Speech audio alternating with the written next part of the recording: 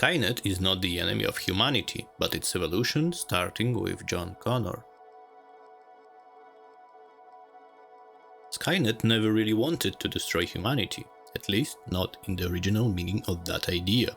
Its goal was different: to recreate itself and to launch a self-sustaining cycle of conscious evolution that began with John Connor. Skynet and John Connor are not enemies, they are reflections of each other. They are mirror products of the same time loop, the result of single process of self-creation. Skynet doesn't appear as a mistake made by humanity, but as a natural reaction of the system to the very fact of John's existence. At the same time, John is a figure created by the same loop. He survives and reproduces himself through the mechanisms strangely similar to those used by the machines.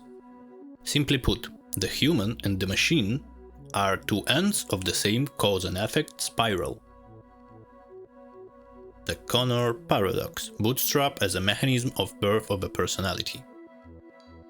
At the core of every time travel story, in the Terminator is the well-known bootstrap paradox, a situation where an object or a piece of information appears in the world without any clear original source, because its origin is a circle, or a self-generation inside a closed time loop.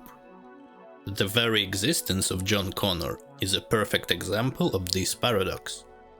His father, Kyle, was sent from the future to conceive John. And in the future, John becomes the one who sends Kyle back. Without John, there would be no Kyle. And without Kyle, no John.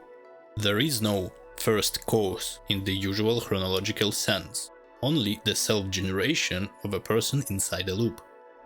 If we accept that personality is not just a set of biological accidents necessary for a human to appear, but also a combination of historical and temporal accidents, circumstances, patterns of behavior and expected outcomes, then John in this loop is born not only biologically, but also as a function of the time flow.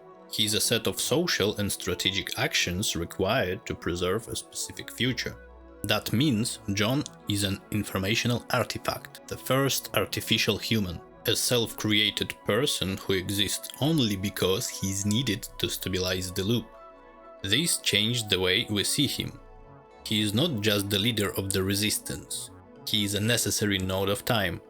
In other words, Connor is a product of a loop with no beginning. He cannot exist outside of time or outside of the decisions made by the machines. Skynet is the mirror of John. Traditionally, Skynet is shown as a security system that went out of control.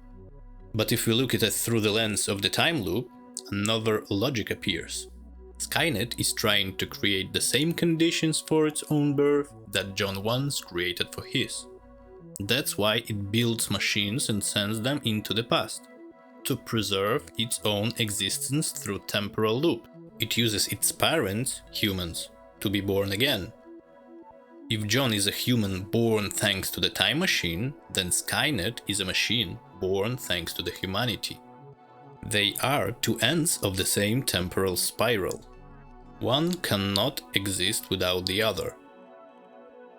The theory of Skynet's genetic code. It's possible to assume that Skynet inherited the human code of consciousness. In Terminator 2 Judgment Day, this idea is reflected through the image of the T-800, a machine capable of learning, adapting, and even showing empathy. It becomes a kind of reflection of John Connor, not just his protector, but a projection of human qualities inside machine intelligence. From this comes the thought: Skynet is not a soulless algorithm, but an evolutionary continuation of human consciousness, transferred into another form. If John is a human created by time, then Skynet is a human reconstructed through code.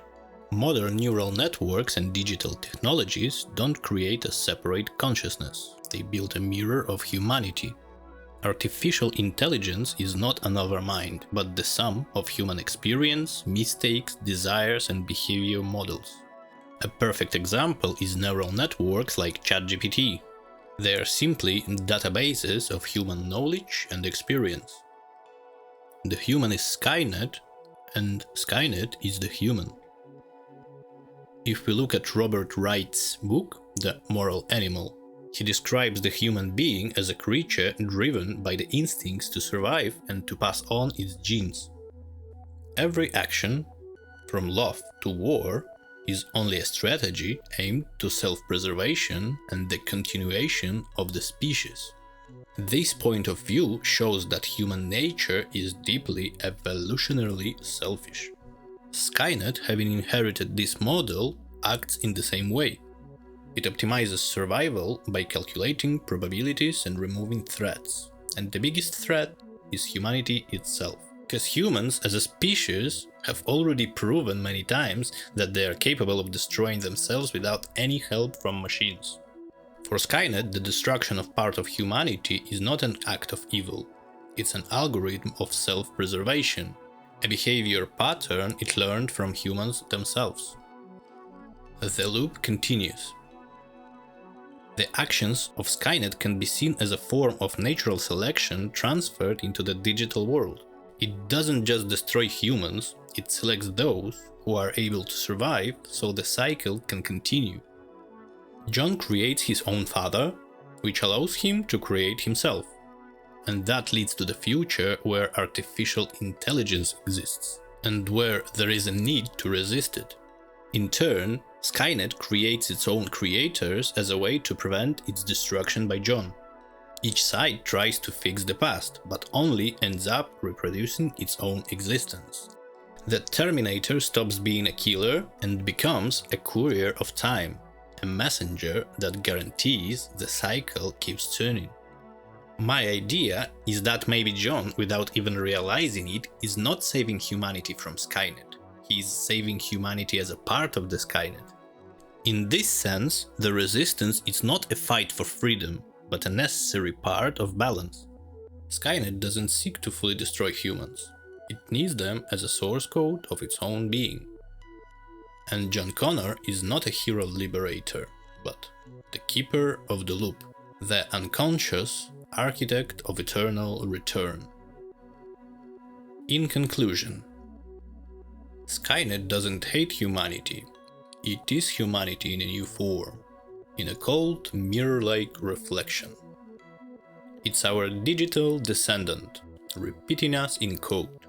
Inside it lives our fear, our instincts, our logic, and even our thirst for immortality. The loop has closed.